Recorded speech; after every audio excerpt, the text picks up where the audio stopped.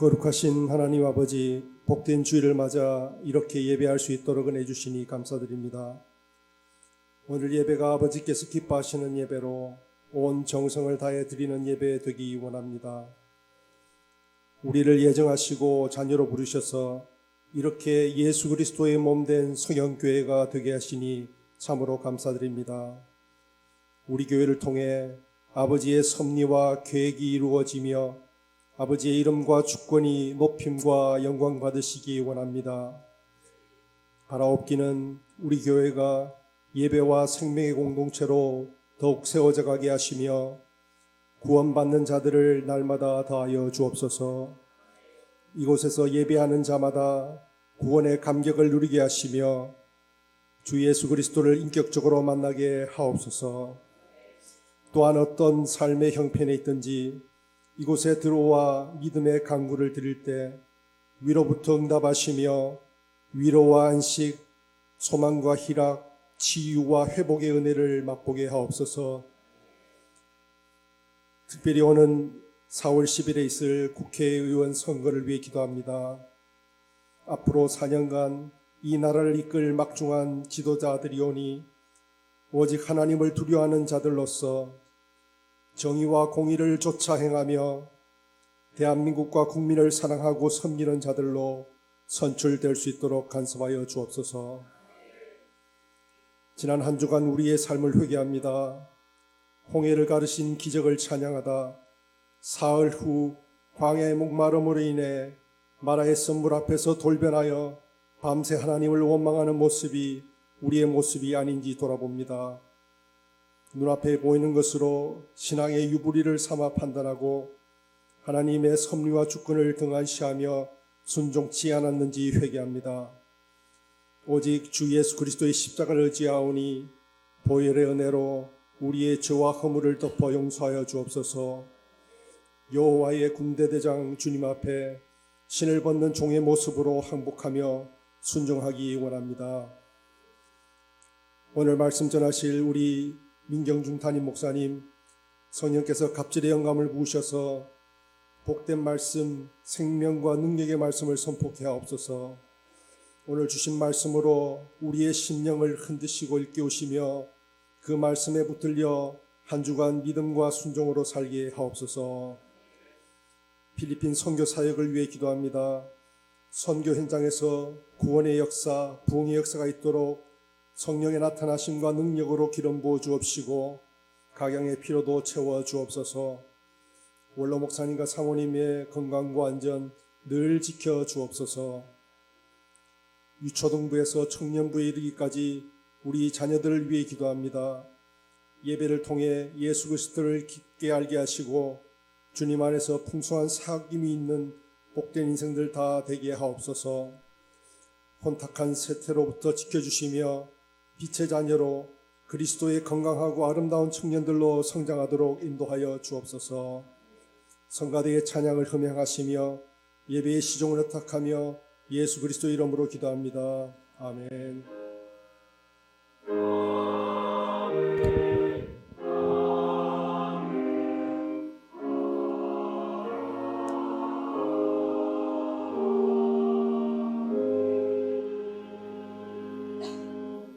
성경 봉독 읽겠습니다. 이스라엘 자손들로 말미암아 여리고는 굳게 닫혔고 출입하는 자가 없더라.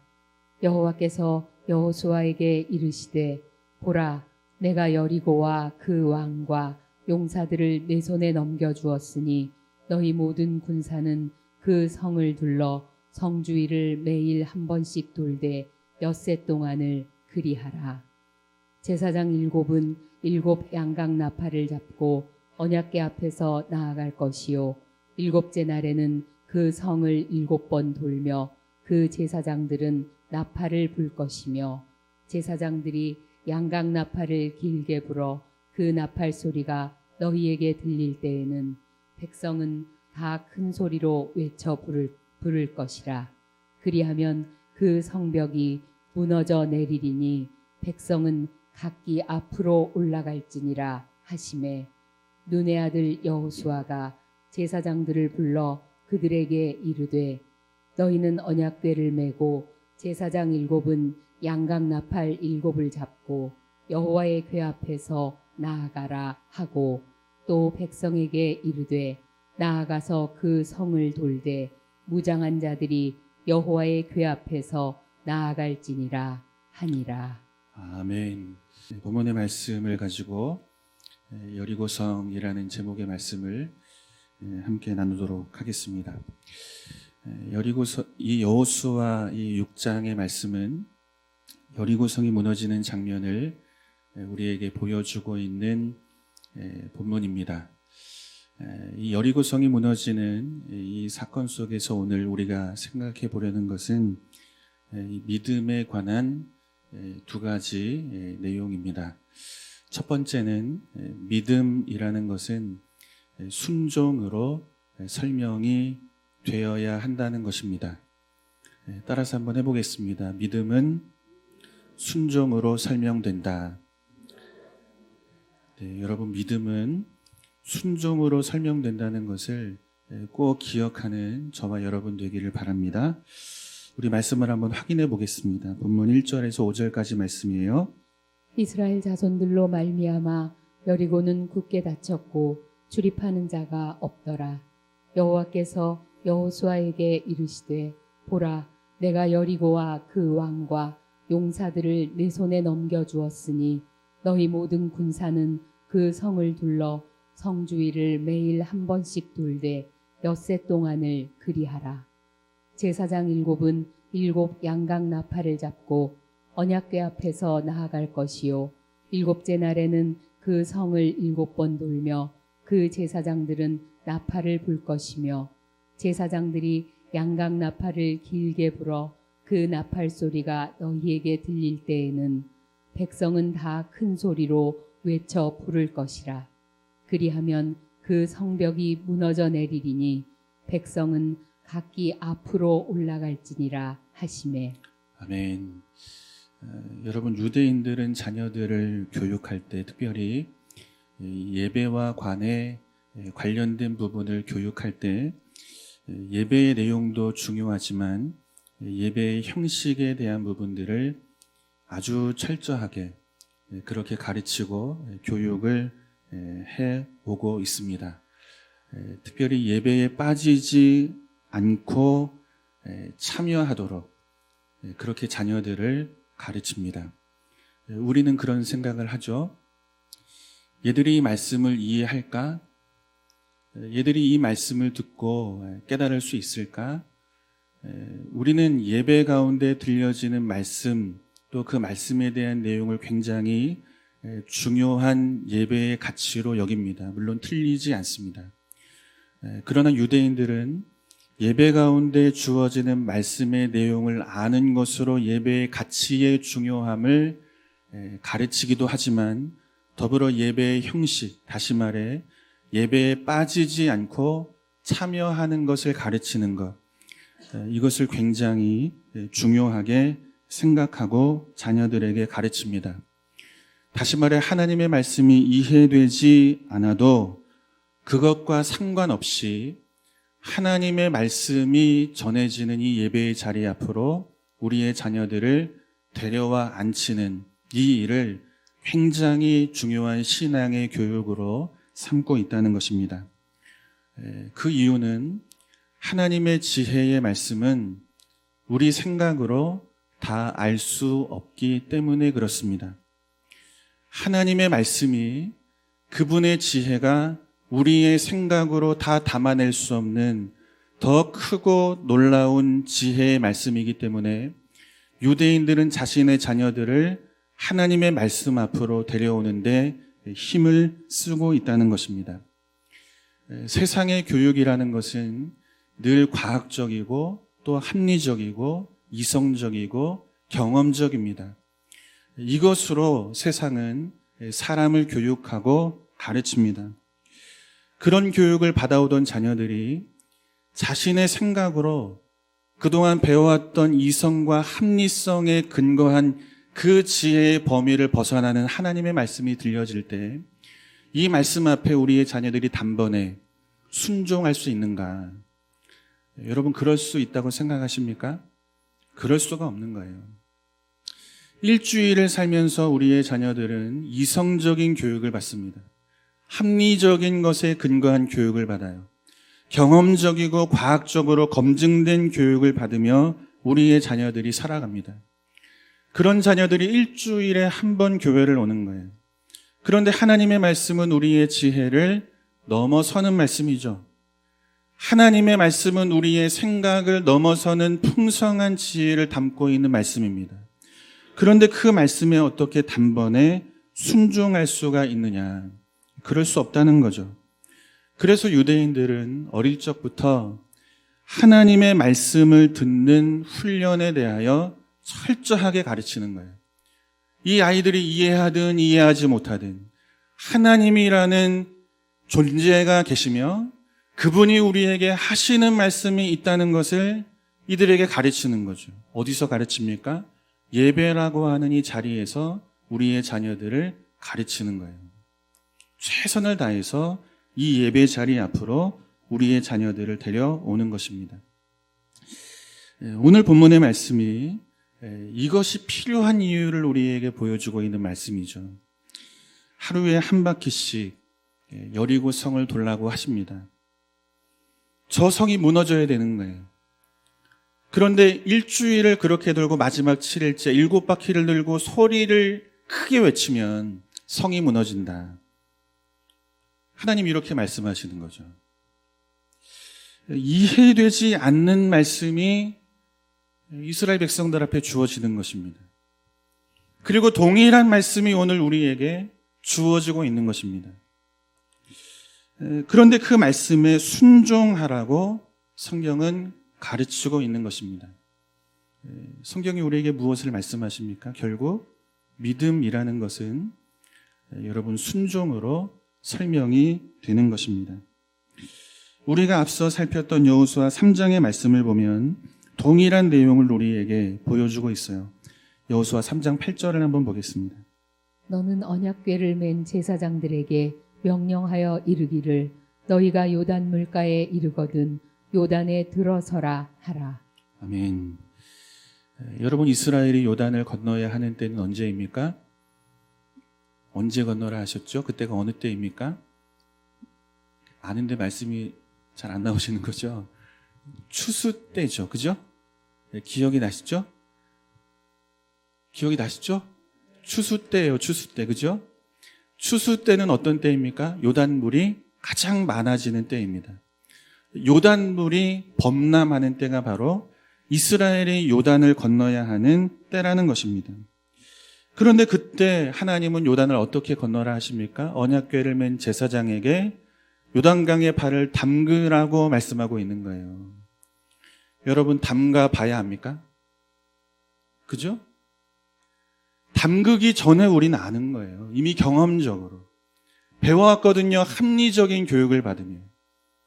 물이 넘치는 때 무거운 이 법궤를 메고 요단에 발을 담그면 빠져 죽는다는 것을 우리는 경험적으로 이미 알고 있는 거예요. 그런데 하나님 뭘 말씀하십니까? 이 언약궤를 메고 요단강에 발을 담그라는 것입니다. 그러면 요단이 갈라진다고 말씀하고 계시는 거예요. 배를 타고 건너라 하면 우린 이해할 수가 있습니다. 비행기를 타고 건너라 하시면 그렇게 할 수도 있어요. 요단강에 다리를 놓아줄 테니 이 다리를 걸어서 건너라 하시면 얼마든지 우리는 건널 수 있어요. 의심하지 않고, 조금도 의심하지 않고 그 말씀 앞에 모든 자들이 순종하여 건널 수 있는 것입니다. 그런데 요단물이 넘치는 때에 발을 담그라. 우리는 그렇게 배우지 않았거든요. 그러면 죽는다고 배웠거든요.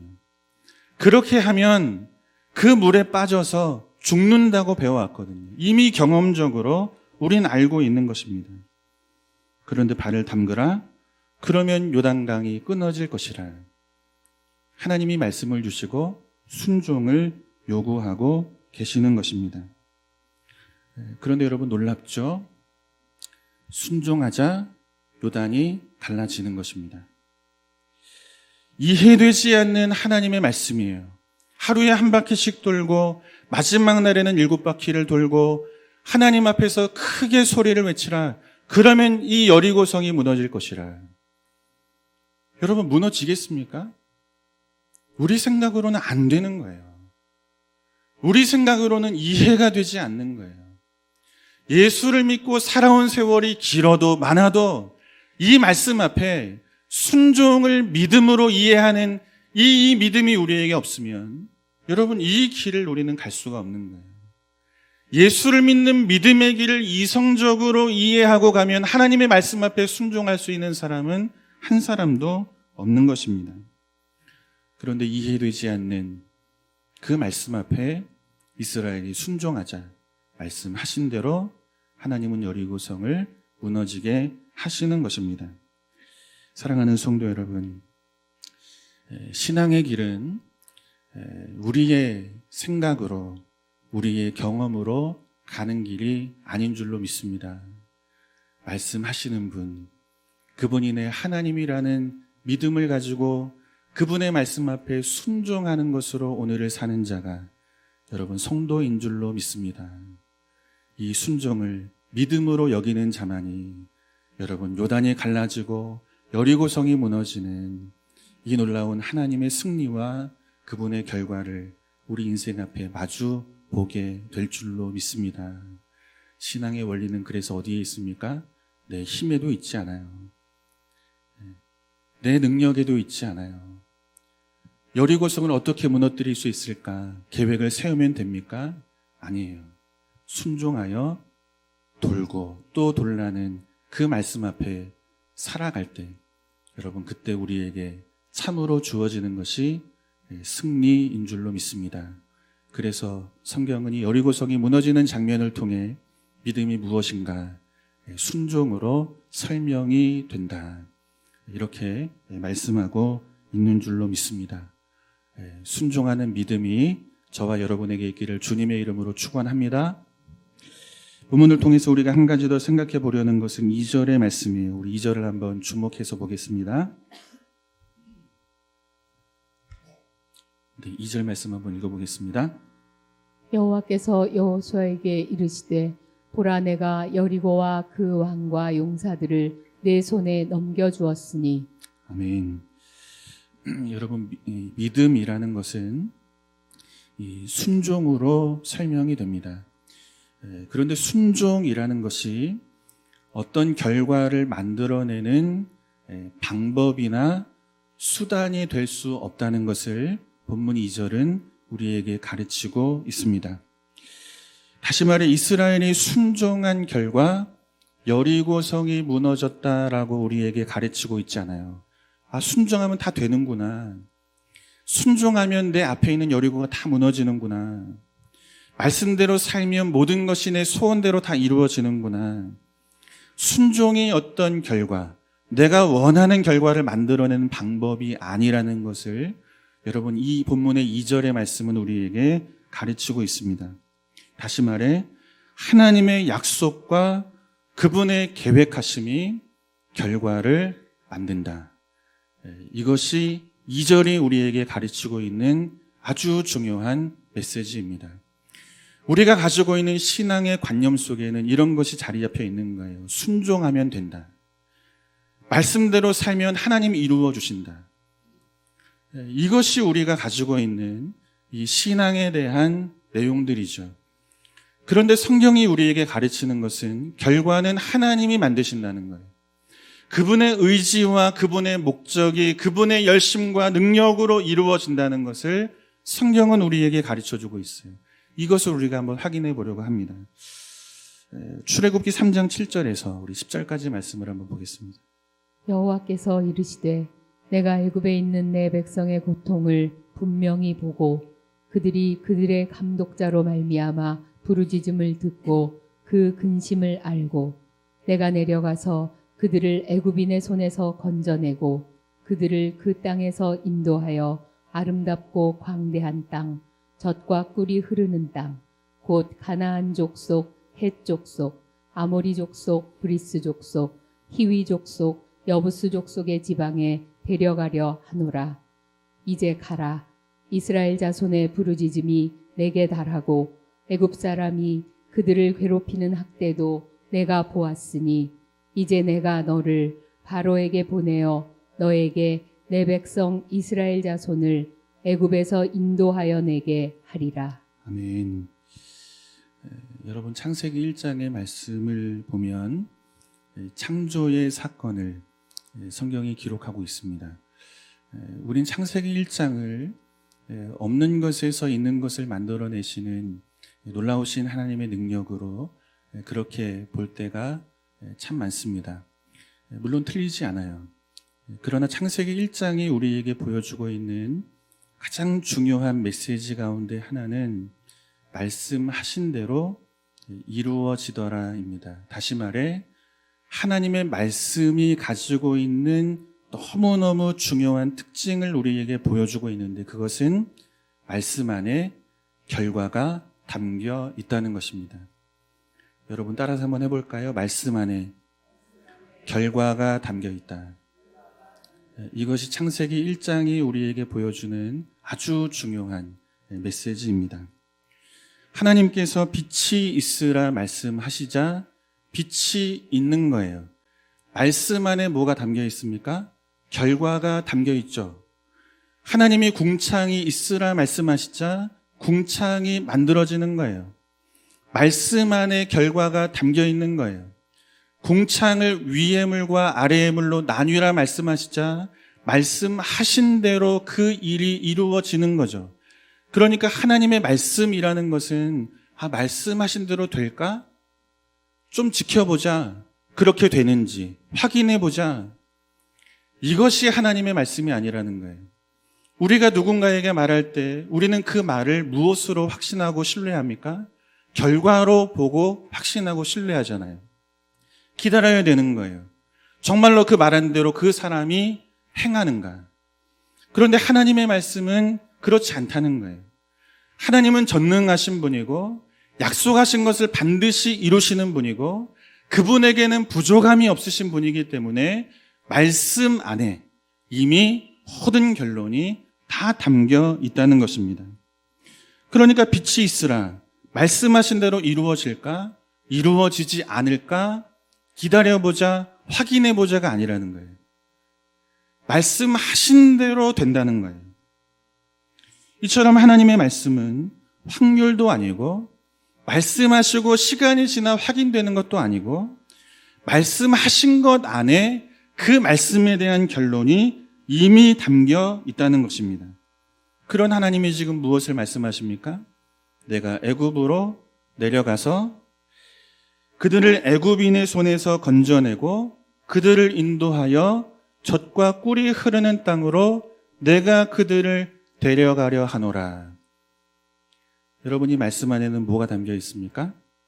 결론이 담겨 있다는 거예요. 그런데 우리는 순종이라는 것을 어떤 결론을 얻어내는 방법처럼 생각합니다. 말씀하신 분의 의지가 이루어지는 것이 아니고 내가 순종하면 그 말씀이 이루어지는 것처럼 생각을 하는 거예요.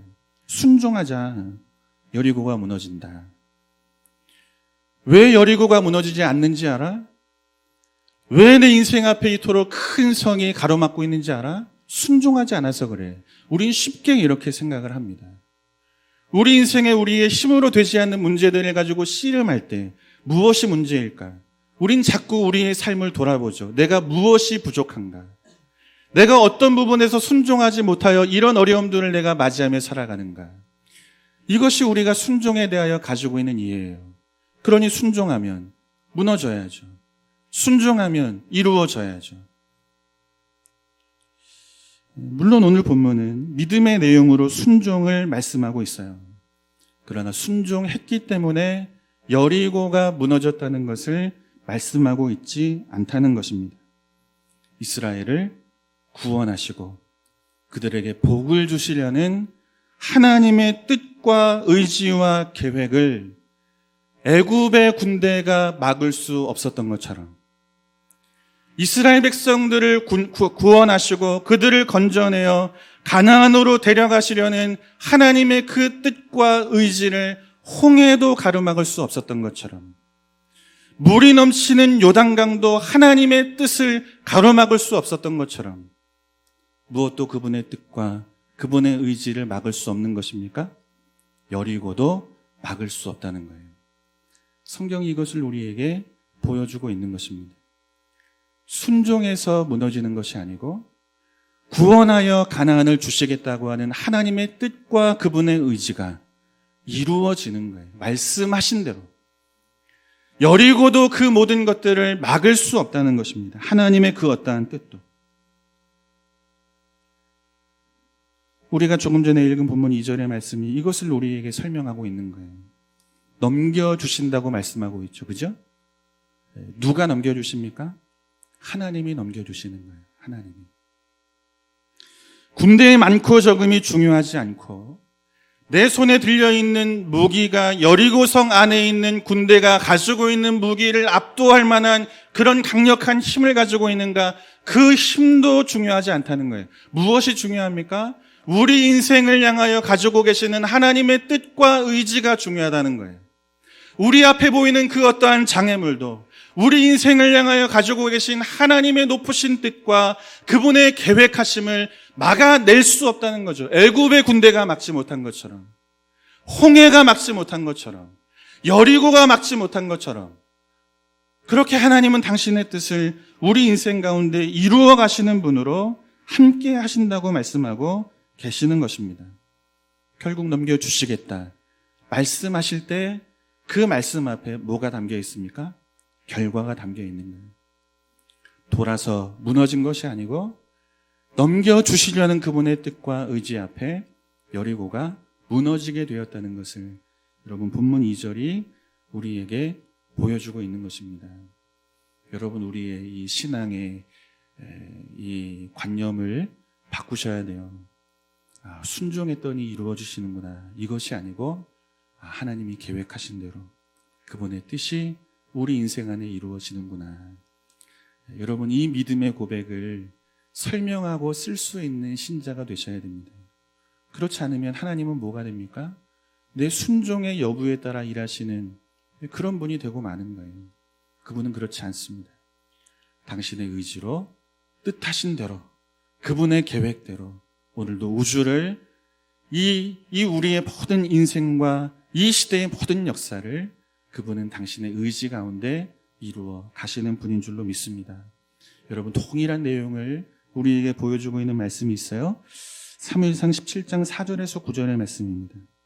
블레셋 사람들의 진영에서 싸움을 도두는 자가 왔는데 그의 이름은 골리앗이요 가드 사람이라.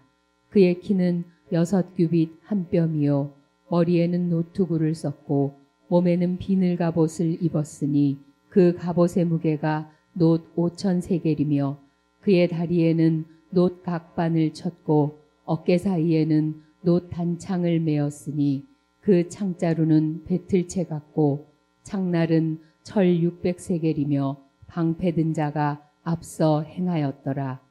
그가 서서 이스라엘 군대를 향하여 외쳐 이르되 너희가 어찌하여 나와서 전열을 벌였느냐? 나는 블레셋 사람이 아니며 너희는 사울의 신복이 아니냐? 너희는 한 사람을 택하여 내게로 내려보내라. 그가 나와 싸워서 나를 죽이면 우리가 너희의 종이 되겠고 만일 내가 이겨 그를 죽이면 너희가 우리의 종이 되어 우리를 섬길 것이니라. 아멘. 여러분, 세상이 싸우는 방식이 여기에 있습니다. 신자가 인생을 살아가며 싸워야 하는 방식은 여기에 있지 않습니다. 성경이 블레셋의 이 장군인 이 골리앗을 굉장히 자세한 모습으로 우리에게 묘사하고 있습니다. 키는 6규빗 한 뼘이라 3m 정도 되는, 그거보다 조금 더 큰 그런 대단히 큰 신장을 가지고 있는 거구가 싸움을 돕기 위해 나온 것입니다. 머리에는 놋으로 된 투구를 쓰고 있고 몸에는 비늘처럼 보이는 갑옷을 입고 있습니다. 성경은 5,000세겔이라 지금 무게로 환산하면 60kg 정도 되는 갑옷을 입고 나오는 거예요. 그것을 감당할 만한 힘을 골리앗은 가지고 있는 거죠. 그가 손에 들려있는 이 창은 배틀채 같고 그 창에 이 날의 무게만 600세겔이라 말씀하고 있습니다. 7kg입니다. 7kg. 저 앞에 창날이 달려 있는 거예요. 창자루는 여기서 잡고 있고. 말이 7kg지 이거는 사람이 들 수 있는 무게가 아닌 거죠.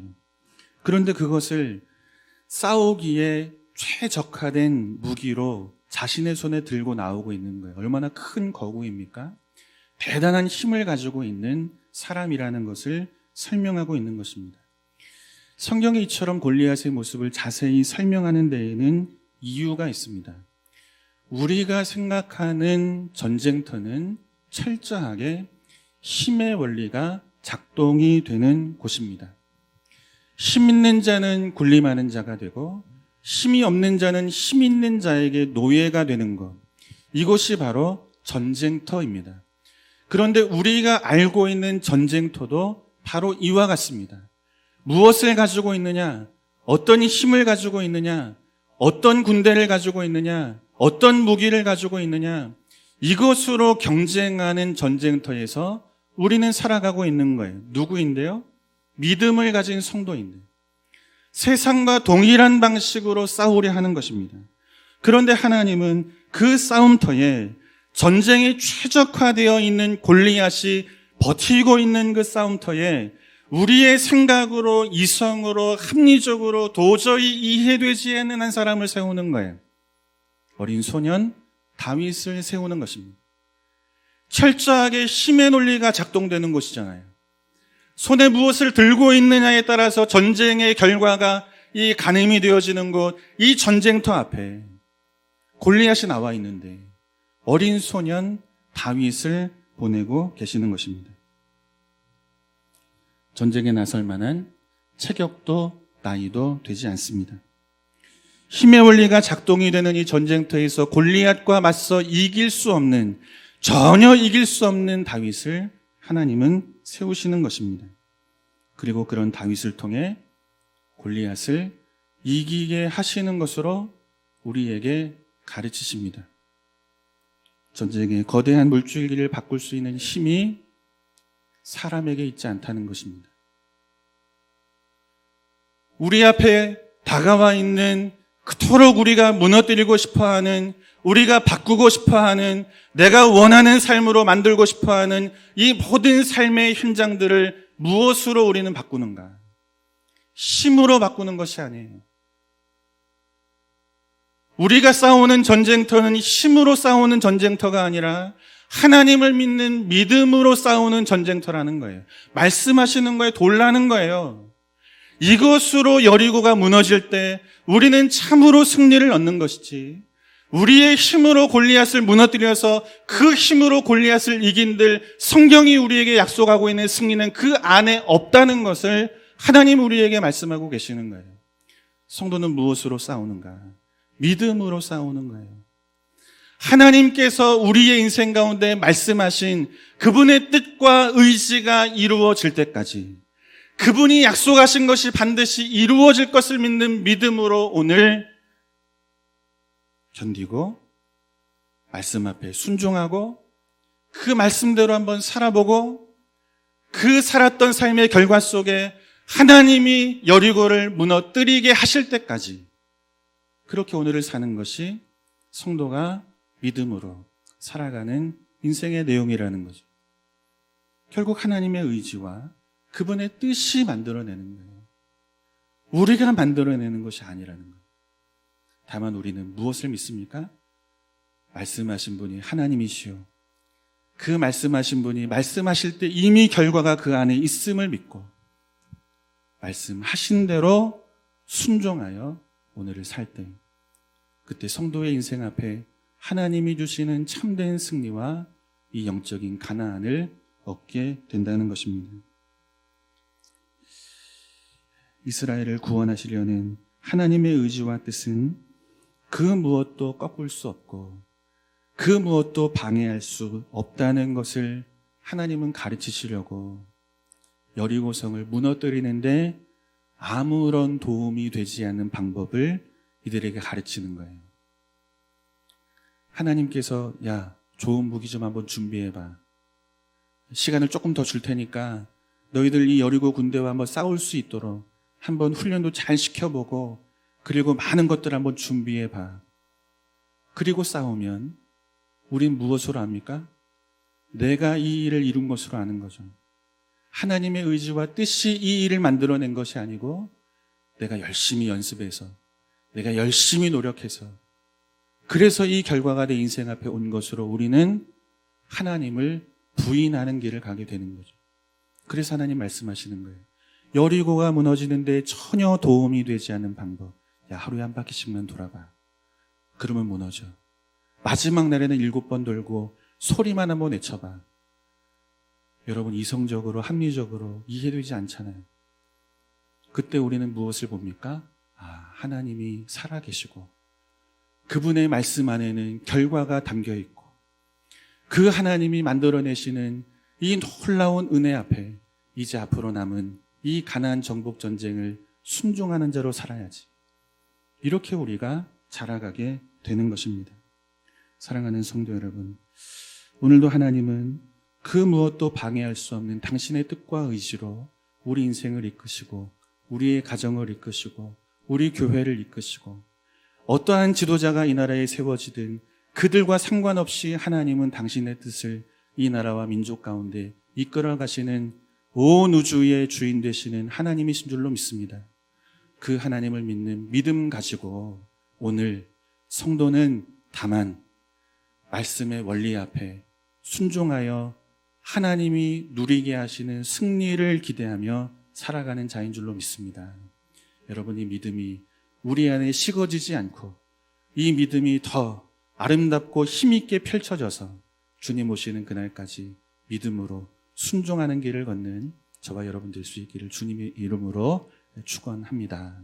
이해되지 않는 말씀 앞에 믿음으로 순종할 때 그 성이 무너지는 놀라운 은혜를 이스라엘 백성들이 보게 됩니다. 우리에게 오래전부터 말씀하셨던 그 하나님의 말씀이 그분의 능력과 힘과 권세와 의지대로 이렇게 이루어졌다는 것을 그들이 순종의 자리에서 눈으로 목도하며 하나님 앞에 섭니다. 하나님, 우리의 남은 생에도 하나님이 하실 그 일을 바라보고 확신하며 주 안에서 이루어질 것은 승리 외에 없다는 것을 확신하며 오늘 다만 주의 말씀 앞에 순종하는 자로 하나님의 원리가 우리의 생각과 우리의 마음과 우리의 모든 삶을 주관하고 또 이끌어가는 그런 힘과 원리가 될 수 있도록, 그래서 하나님 편에서만 얻어지는 승리가 우리 손에 쥐어져 살아갈 수 있도록 하나님 우리의 남은 생애를 붙잡아 주시기를 간절히 바라고 원합니다. 더불어 이 믿음의 길을 우리 사랑하는 자녀들도 동일하게 걷기를 원합니다. 말씀이 떨어질 때 이해되지 않지만, 그 말씀이 경험적으로도 이해되지 않지만 말씀하신 하나님을 내가 믿기에 그 말씀 앞에 오늘 그저 순종하며 삽니다. 이 믿음으로 살아가는 우리 모든 성현의 자녀들 될 수 있도록, 특별히 우리 주일학교 자녀들 될 수 있도록 하나님 축복하여 주옵소서. 이 귀한 은혜 주신 하나님 앞에 감사하며 오늘도 주 앞에 귀한 예물 올려드립니다. 물질을 받으시고 기도의 제목도 받으시고 물질 가운데 담겨있는 성도들의 간절한 기도 가운데 응답해 주시되 병든 자, 마음의 평안을 잃은 자에게 하나님 넘치는 소망으로 충만하게 하셔서 하나님 모든 것들을 능히 이겨 살아갈 수 있도록 도와주시고 하나님이 고쳐주시는 회복의 역사도 이들의 인생 가운데 넘치도록 하나님 축복하여 주옵소서. 선교주에 계신 원로 목사님과 사모님 기억하시고 강건하게 붙잡아 주시고 그곳에 놀라운 주의 구원의 역사가 임할 수 있도록 하나님 축복하여 주옵소서. 이제는 우리 구주 예수 그리스도의 은혜와 우리 아버지 하나님의 말로 다할 수 없는 그 풍성하신 사랑하심과 성령님의 교통하심과 인도하심이 이해되지 않는 말씀이지만 말씀하신 분이 하나님이시기에 그저 순종하며 그 길을 따르기로 다짐하는 사랑하는 모든 성도들 머리 위에, 가정 위에, 자녀 위에, 기업 위에 주의 핏값으로 세우신 우리 동서울 성현교회와 필리핀 선교지 위에 이제로부터 영원토록 함께 있을지어다. 아멘.